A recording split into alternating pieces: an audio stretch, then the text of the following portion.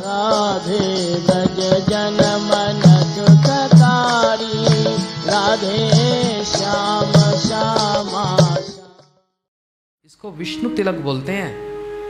इसको देखने मात्र से ही समस्त देवता प्रणाम करते हैं। क्यों प्रणाम करते हैं? ये विष्णु तिलक है। इसको कौन धारण करता है? जो वैष्णव हैं। इसको धारण करना ये कोई श्रृंगार थोड़ी ना है, लेकिन वैष्णव का ये श्रृंगार है। इसको देखने से देवता प्रणाम करते हैं, ओहो ये भगवान का भक्त है। इसको देखने से यमराज के दूत यमदूत भयभीत हो जाए, कभी उस व्यक्ति को हाथ नहीं लगा सकते जिसके मस्तक पर ये तिलक हो।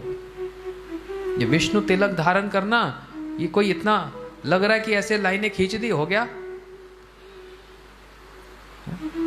2 लाइनें खींच दी और नीचे ये क्या है समझ ही नहीं आ रहा। भाई इसका मतलब क्या? ये 2 लाइनों का अर्थ है ये भगवान के चरणों को मस्तक पे धारण किया, और नीचे ये क्या है? ये भगवान के चरणों में जैसे तुलसी अर्पण होता है ऐसे तुलसी को बनाया जाता है। समझ आया? इसलिए ये भगवान ये तिलक मतलब भगवान के 2 चरण और एक ये तुलसी। जिसके मस्तक पे तिलक दिन में एक बार भी अगर कोई धारण करे, किसी स्थिति में भी उसकी अगर मृत्यु हो जाए या कुछ हो जाए तो यमदूत कभी हाथ नहीं लगा सकते और देवता उसको प्रणाम करते हैं। इतना महत्व है ये तिलक धारण करने का। और ये बना किसके? गोपी चंदन, गोपियों की चरण धूल से बना है। और इसको धारण करने से क्या होता है? क्यों किया जाता है? हमको ये स्मरण रहे कि हमारे जीवन का लक्ष्य क्या है। हमारे जीवन का लक्ष्य है भगवान के चरणों को प्राप्त करना। कैसे? जैसे वृंदावन की गोपियां श्री कृष्ण को प्रेम करती हैं, अपना सब कुछ उनको निछावर कर देती हैं, ऐसे हमको भी उन गोपियों के अनुगत में भगवान की सेवा को धारण करना है। इस तिलक का ये महत्व है।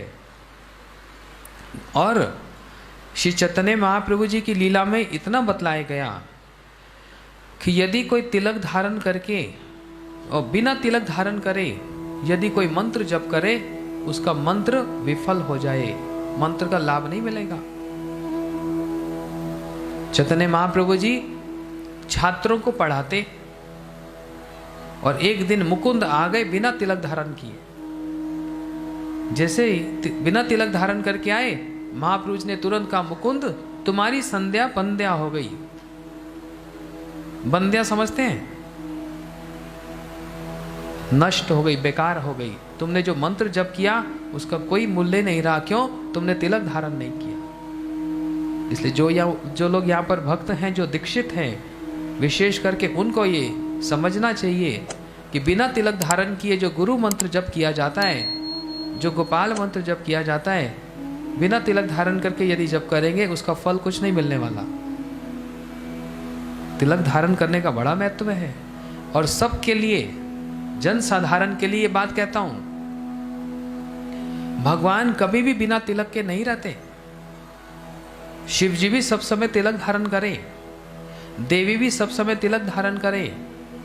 आप किसी जगह पर गणेश जी की विग्रह मूर्ति को देखो और यहाँ फोटो देखो, उनके मस्तक में भी एक तिलक होता है। जानते हो गणेश जी क्या बोलते हैं? ब्रह्म संहिता में ब्रह्मा जी बतला रहे हैं, गणेश जी बोलते हैं, मैं जिनके मस्तक पर, अपने मस्तक पर जिनके चरणों को स्थापित करके सारे जगत के मैं क्या परेशानियों को, कष्टों को मैं नाश करता हूं, ऐसे उन नरसिंह भगवान के चरणों को मस्तक पे धारण करता हूं। विघ्न विनाशन है ना, सारे जगत के विघ्न को मैं विनाश करता हूं, परंतु किसकी कृपा से, किसके बल से?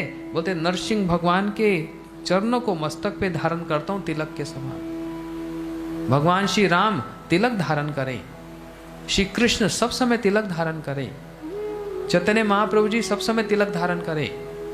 समस्त अवतार यहीं पर देखो बिना तिलक के कभी नहीं होता। और ऐसे ही उनके जितने भक्त हैं वो सब तिलक धारण करते हैं। किसी को भी हम सब समय, समझना, हम अपवित्र अवस्था में रहते हैं, चारों तरफ अपवित्रता ही है।